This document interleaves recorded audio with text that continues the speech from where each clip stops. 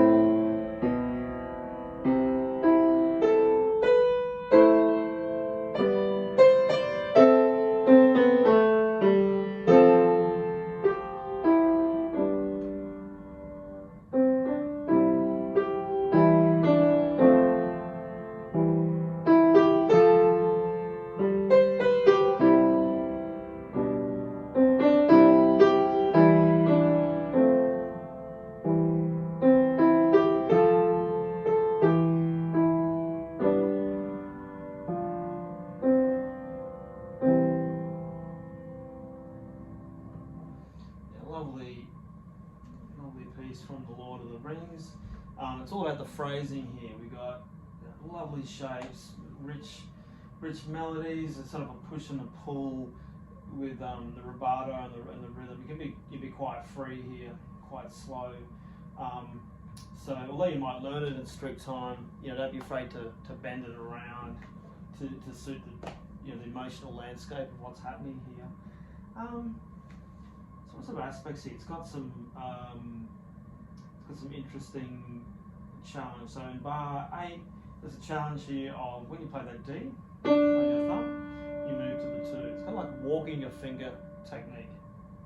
So I did it at a higher note where you could see it easier. You start with your thumb, do it with this hand so you can see, then you walk your second finger over. And that allows you to go to a new position, which I think is the reason behind this fingering. 5, 4, 2, 1, swap to 2, and that sets you up for the 1 on the C at the beginning of bar 9.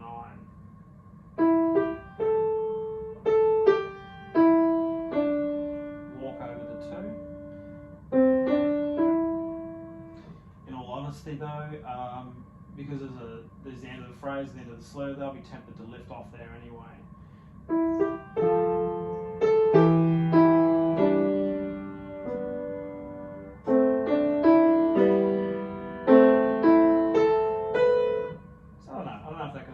Through a little deeper, but yeah, that's an interesting aspect that you may not have come across before.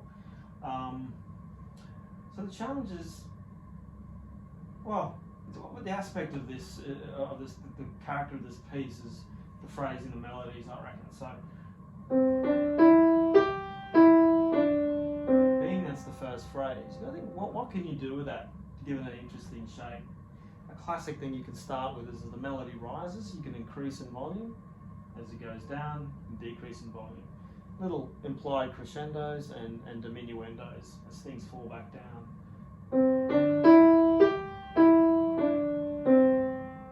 And just shading it slightly, more here.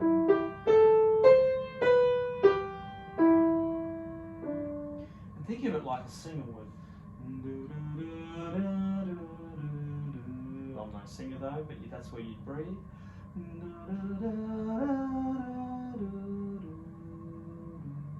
Take a breath. So you're lifting your hands and thinking like a vocalist might shape the phrases is a handy thing to think about here. And this left hand, so just support underneath, so not too much, not too loud. It's still breathing, lifting at the same spots as the phrase ends.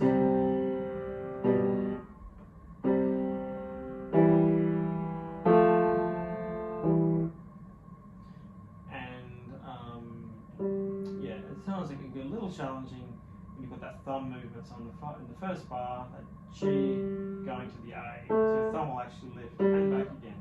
So you really have to let the pedal do the work here. So you have to have good pedal control.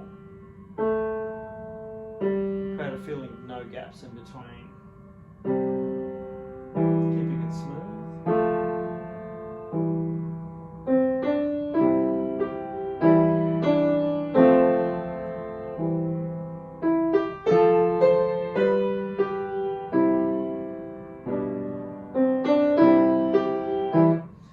What else does this piece have? So I guess for like general knowledge purposes, and it's built in the key of C major, a nice easy key for piano players. It has a B section. I believe this is in ternary form. You've got this middle section. Yeah, sort of like an AV format.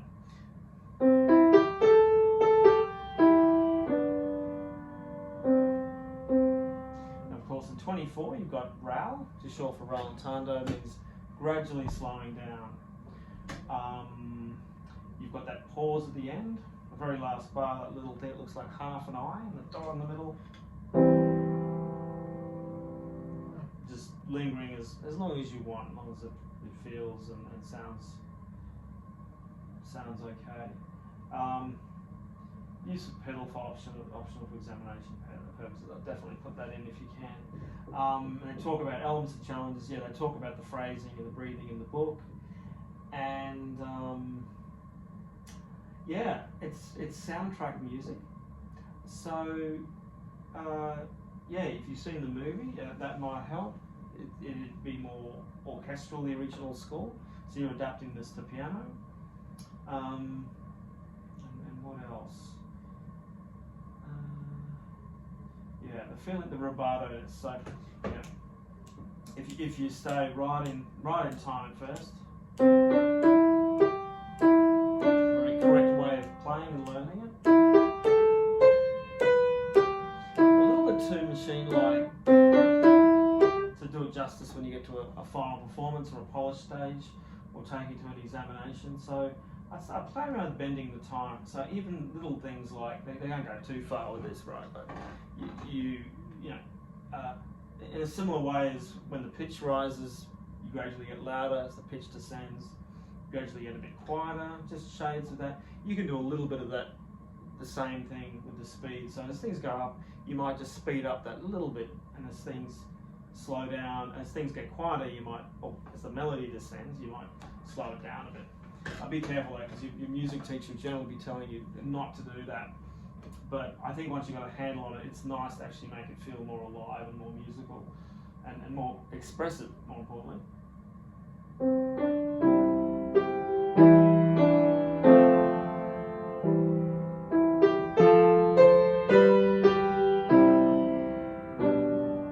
So if you can feel that, I'm just doing a little bit of a speed up. So I can click on this, I'll do it with the melody and highlight it, the beat with my click.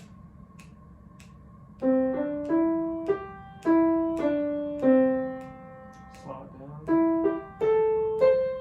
Speed up a little bit. Slow down. It's fairly subtle, and it gives it that extra, extra life in it. So there you go, In Dreams by Howard Shaw, and it's arranged by Stephen Hodgson. Hope that was helpful, and I'll catch you next time.